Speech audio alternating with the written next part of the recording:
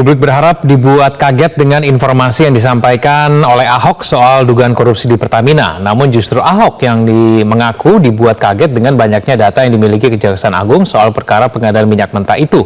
Kami akan membahasnya bersama dengan politisi PDI Perjuangan Guntur Romli, pengamat energi Universitas Gadjah Mada, Fahmi Radi, dan pakar hukum pidana Asep Iwan Irawan. Kang Asep, Pak Fahmi, dan Mas Guntur, selamat malam semuanya. Malam, Assalamualaikum. Oh, Pak Asep. Waalaikumsalam, terima kasih sudah bergabung sama kami di Prime Time News. Saya ke Mas Guntur dulu. Mas Guntur, setelah kita mendengarkan pernyataan dari Ahok yang mengatakan ternyata informasi yang ia sampaikan kepada Kejagung itu tidak sebanding begitu.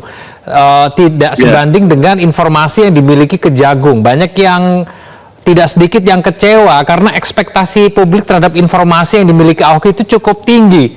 Mas Guntur, tanggapan Anda bagaimana?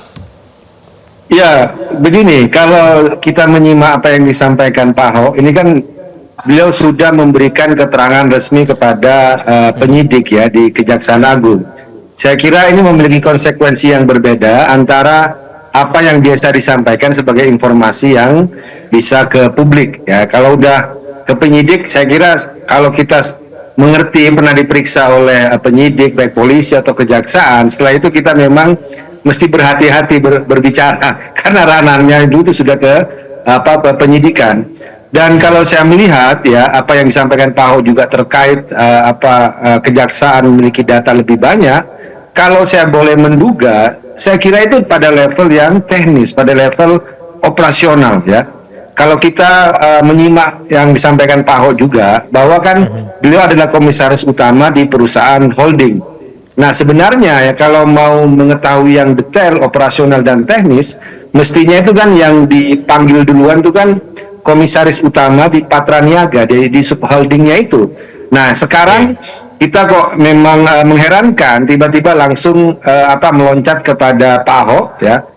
Padahal juga direksi Pertaminanya juga belum pernah diperiksa ya, yang direktur utama Pertamina pada saat itu juga belum ada informasi mau diperiksa, tiba-tiba langsung meloncat ke Pak Ahok. Tapi kan kalau tadi disampaikan oleh Bapak Humas ya dari Kejagung itu kan ini katanya bagian dari strategi penyidikan. Ya siapa tahu mungkin yang diincar itu akan diperiksa belakangan ya, kita nggak tahu ya karena kita kalau melihat strategi penyidikan yang saya tahu rata-rata emang seperti itu. Tapi menurut saya Mas ya, ketika sepertinya isu soal korupsi di Patra Niaga ini itu akan benar-benar difokuskan kepada Patra Niaga, jadi tidak akan melebar misalnya ke Pertamina ya, yang sejauh yang Pak Ahok ketahui ya, karena dia adalah di perusahaan holdingnya. Maka menurut saya ya tinggal melihat perkembangan. Saya juga agak curiga ya ketika Pak Ahok misalnya berhati-hati bicara soal masalah oplosan, karena ini kan juga ada dampak yang luar biasa di publik ya, meskipun itu kejadian yang sudah lewat. Tapi sekarang kan publik kan mengalami penurunan kepercayaan terhadap Pertamina di SPBU Pertamina ya. Jadi mungkin saya lihat penanganan perkara ini ketika tiba-tiba ngeloncat ke Pak Ahok ya kan, saya nggak tahu apa yang mau dicari oleh Kejaksaan Agung. Apakah hanya fokus misalnya pada yang menjadi tersangka saat ini yang sudah jumlahnya berapa, 11 kalau nggak salah ya, ada tambahan itu, atau memang mau membongkar persoalan mafia migas yang selama ini juga sudah sering kita dengar gitu lah. Atau ya lagi-lagi jangan-jangan ini hanya dengan yang disebut dengan pergantian pemain gitu lah. Jadi pemain lama ini mau disingkirin, sedang bersiap-siap pergantian pemain baru yang akan masuk. Kalau penegakan hukumnya itu hanya katakanlah mengincar orang-orang yang pemain lama ya, kemudian tidak diteruskan dengan perbaikan tata kelola migas, karena kita lihat dari sisi politiknya pun panja yang diusulkan oleh PDI Perjuangan kan ditolak di komisi berapa itu. Mas Guntur, jadi menurut Anda ada indikasi bahwa sebetulnya ini mengincar Pak Ahok begitu sebetulnya Pertamina Niaga ini? Ya kalau saya melihat kalau mengincar Pak Ahok menurut saya terlalu jauh ya. Ya karena yang bertanggung jawab langsung kan harusnya kan komisaris utama Patra Niaga sebagai pengawas. Tapi saya kira ini hanya untuk membentuk suatu opini bahwa kejaksaan misalnya bisa dianggap serius menangani kasus ini dengan memanggil Pak Ahok yang sebagai yang bersuara keras ketika isu ini muncul, dan beliau juga diseret-seret ya, Kak. Beliau juga merespon ya secara reaktif ya pada waktu itu. Tapi ya kalau lihat dari urutan-urutan perkara, mana yang harus dipanggil duluan, mana yang harus dimintai keterangan, ini menurut saya tetap suatu keanehan gitu loh. Suatu keanehan menurut saya, tiba-tiba ke Pak Ahok gitu loh. Itu yang kalau saya membacanya begitu, Mas. Saya ke Pak Fahmi dulu ya. Pak Fahmi, kita berharap sebetulnya bahwa Pak Ahok ini bisa membongkar begitu ya dengan data-data yang baru, setelah kemudian Pak Ahok kan berapi-api ketika menyampaikan ada yang tidak beres di tubuh Pertamina. Nah, Anda sendiri bagaimana tanggapan Anda? Ekspektasi Anda terhadap pernyataan Ahok ke depan Kejagung itu sebanding tidak ketika kemudian Pak Ahok mengatakan ternyata informasi yang dimiliki itu hanya sekaki gitu, tidak sekepala seperti yang dimiliki oleh Kejagung. Kurang lebih seperti itu, Pak Fahmi, bagaimana? Ya, seawal saya nggak begitu kaget itu ya kalau Ahok terkaget-kaget itu ya. Karena posisi Ahok itu kan sebagai komisaris holding, sementara tindak pidana korupsinya itu kan ada di anak perusahaan, apakah itu di Patra Niaga, Kilang, dan juga Shipping gitu ya. Itu semua subholding yang melakukan operasi tadi. Nah, Ahok saya kira terbatas juga, nggak bisa masuk sampai ke subholding tadi gitu ya. Barangkali yang lebih tepat kalau komisarisnya itu ya komisaris Patra Niaga. Nah, tetapi ada hal yang penting gitu ya. Tadi disampaikan oleh Ahok bahwa kejaksaan itu memiliki informasi yang lebih lengkap daripada Ahok tadi. Nah, saya kira itu sangat relevan gitu ya. Karena misalnya itu ya, pengoplosan itu kejaksaan sangat kekeh gitu ya, bahwa dia menemukan adanya pengoplosan tadi, meskipun itu dibantah oleh Pertamina gitu ya. Dan kejaksaan saya kira juga akhirnya tetap mempertahankan bahwa dia menemukan pengoplosan dan korupsi-korupsi di Shipping dan juga di tempat lain gitu ya. Ini saya kira sebagai saya meyakini bahwa kejaksaan itu sebenarnya sudah memiliki informasi sudah sangat lengkap. Nah, masalahnya apakah informasi yang dimiliki tadi itu akan dilanjutkan gitu ya. Jangan sampai kemudian justru dihentikan gitu ya.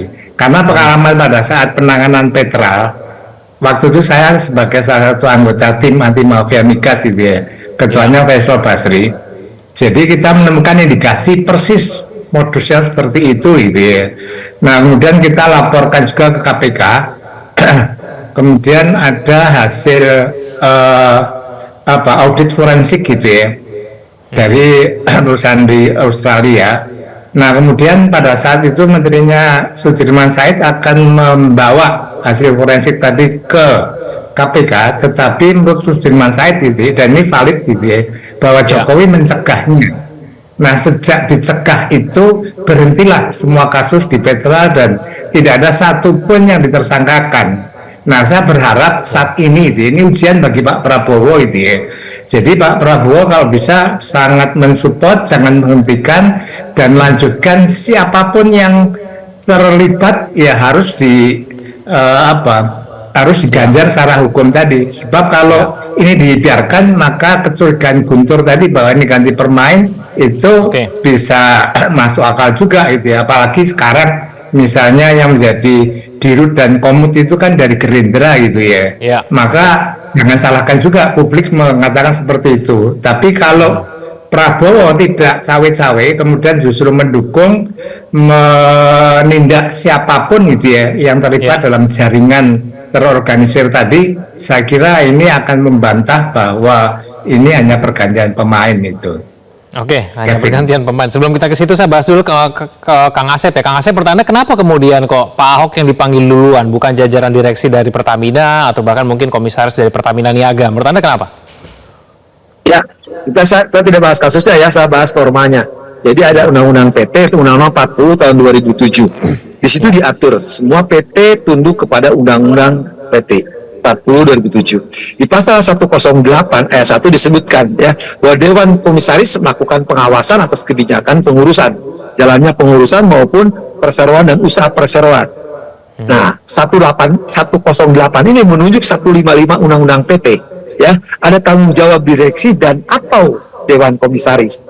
Kalau ternyata ya ada kelalaian kesalahan dari usaha dan anak usahanya, maka akan terkena ketentuan hukum pidana.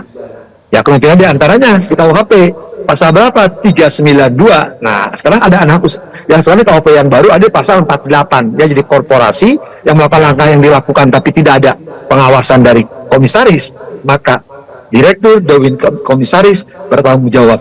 Apabila misalkan salah satunya anak usaha tadi melakukan kelalaian, ada korupsi, kena pasal 12 tindak pidana korupsi, maka akan terkena semuanya. Ada tanggung jawab dewan komisaris, ada tanggung jawab direksi, itu di undang-undang PT, jadi 108, Yuntos 155, maupun di KUHP 392, atau sekarang pasal 48 atau 508, jadi dewan komisaris harus tanggung jawab akibat kelalaian atau kesalahan dalam menjalankan usahanya. Jadi wajar kalau kejaksaan minta keterangan sejauh mana dewan komisaris tadi dalam rangka pengawasannya ya melakukan pencegahan, bahasanya pencegahan. Kalau tidak pencegahan tidak terjadi, bahkan kalau faktanya ya udah tahu bahwa itu ada kejadian, sekarang ada lagi banyak, wah itu apa lagi kejadiannya. Apakah ini kemudian artinya Kejagung ingin mencari tahu apakah memang Ahok terlibat atau tidak dengan kasus ini? Kita akan bahas itu saja ya, pemirsa jangan kemana-mana, kami akan kembali. BPK ada audit yang lain ya? Dari itu berapa lapor Pak? Atau banyak lagi kamu tanya penyidik deh. Pokoknya aku datang bantu jaksa supaya Pak, tapi aktor besar lainnya siapa Pak yang bakal Bapak spill nih Pak? kamu tanya sama penyidik. Kan Bapak mau nge-spill Pak? Ya kembali kita lanjutkan dialog kita. Saya kembali ke Kang Asep. Kang Asep, kalau menurut aturan berarti seharusnya Pak Ahok ini tahu betul mengenai kasus yang ada di Pertamina Niaga itu. Menurut Anda bagaimana? Ya, kan Pak Ahok udah teriak-teriak bahwa bisa seret semuanya, ada kejadian-kejadian. Sekarang lebih terkejut lagi ketika diperiksa Kejaksaan Agung ada hal menarik. Artinya kan seharusnya komisaris tadi mencegah hal perbuatan itu. Kenapa ketika ada perbuatan itu tidak dicegah? Nah, Undang-Undang PT mengatakan ya dirut maupun komisaris harus siap-siap diperiksa ya.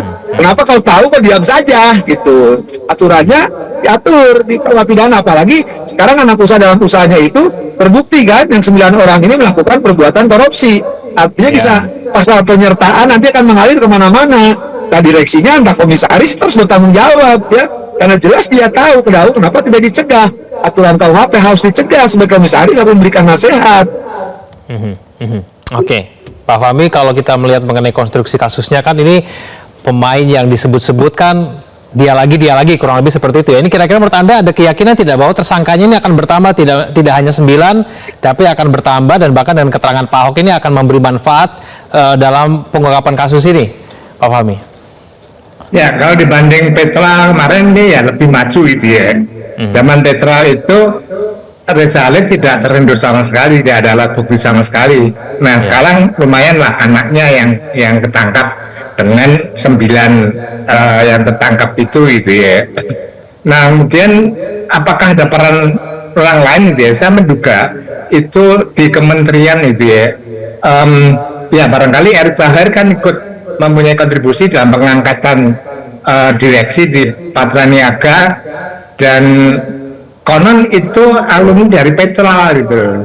Kalau alumni dari Petra yang sudah bersentuhan dengan mafia migas, kenapa harus diangkat? Itu satu. Nah kemudian yang kedua, ekspor minyak mentah yang diizinkan tadi itu juga harus ada rekomendasi dari Kementerian SDM, dalam hal ini adalah Dirjen Migas gitu ya. Nah ini barangkali juga perlu diteliti apakah dia terlibat dalam pemberian izin tadi sehingga kemudian harus impor tadi. Kan ini ironis gitu ya, minyak kita diekspor tapi dalam waktu bersamaan diimpor. Nah yang ketiga saya kira di holding itu barangkali juga sebelum dapat rekomendasi dari Kementerian SDM maka harus ada pernyataan dari Pertamina bahwa minyak mentah tadi tidak bisa diolah di kilangnya Pertamina, maka kemudian boleh diekspor tadi. Nah ini barangkali juga siapa yang berikan izin dari holding gitu ya.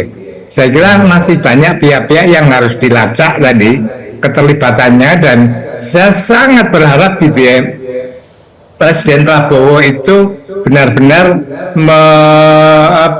mendorong gitu ya tidak cawe-cawe, tidak mencegah agar ini diusut secara tuntas gitu ya. Siapapun di kementerian manapun harus disikat juga gitu ya. Sebab kalau tidak, tadi ya ini akan berulang kembali dan selamanya kekayaan Indonesia ini akan dirampok dengan cara-cara seperti itu gitu ya. Oke. Ya, Mas Guntur, kalau misalnya tadi pernyataan Kang Asep tadi, berarti Pak Ahok itu seharusnya tahu dong. Dan kemudian tidak hanya Pak Ahok tadi, tidak hanya Pak Ahok, Pak Humbi bilang tadi tidak hanya Pak Ahok, tapi semua kemudian juga banyak yang bisa kemudian terlibat di sini, bakal meluas, tidak hanya berhenti di 9 tersangka ini, Mas Guntur. Iya, ya pasti Pak Ahok itu kan tidak pernah lari dari tanggung jawab. Apa yang beliau sampaikan kemudian datang dari Kejagung kan bagian dari bentuk tanggung jawab beliau. Dan makanya kita juga ikut mendorong agar jangan hanya Pak Ahok saja yang diperiksa, tapi direksi, kemudian komutnya di Patraniaga, karena ini kan yang bersentuhan langsung. Nah juga nanti kita lihat apakah di situ memang ada kesengajaan atau ada kelalaian, atau ya bisa jadi cuma laporan-laporan palsu misalnya yang disampaikan kepada pengawas, kepada komisi utama. Siapa tahu ya itu yang terjadi. Tapi menurut saya yang lebih penting adalah bagaimana kita benar-benar ini membongkar kasus mafia migas ini agar jangan seperti yang disampaikan oleh Pak Fahmi tadi, seperti kasus Petrol yang sudah ada bukti-bukti dan mau dilaporkan ternyata dihalang-halangi ya oleh Pak Jokowi pada waktu itu. Nah ini menurut saya jangan sampai terjadi lagi. Kalau dulu kan Petrol ini kan kayak pergantian lapangan, Petrol dibubarin tapi orang-orangnya sama, jadi Patraniaga kan ganti lapangan, pemainnya sama. Nah kalau sekarang hanya dibiarkan itu saja, kemudian dugaan yang di publik munculnya adalah hanya pergantian pemain, ini kan sangat berbahaya, karena kasus mafia migas ini kan sungguh-sungguh berat ya kalau kita lihat penanganan kasusnya. Contoh nih ya, ada kasus Bambang Widianto, ini ex direktur Petrol, udah tersangka dari 10 September 2019. Sampai sekarang itu nggak ada perkembangannya, mangkrak itu di KPK itu. Nah, kita itulah masalahnya gitu. Ya, itulah, kita akan tunggu nanti bersama ya, kira-kira nanti akan tersangka baru atau tidak. Kita tunggu nanti bagaimana kinerja dari proses penyelidikan dari Kejaksaan Agung. Terima kasih Mas Guntur, Kang Asep, dan Pak Fahmi sudah bergabung sama kami di Prime News. Selamat malam semuanya. Jelajahi cara baru mendapatkan informasi. Download Metro TV Extend sekarang.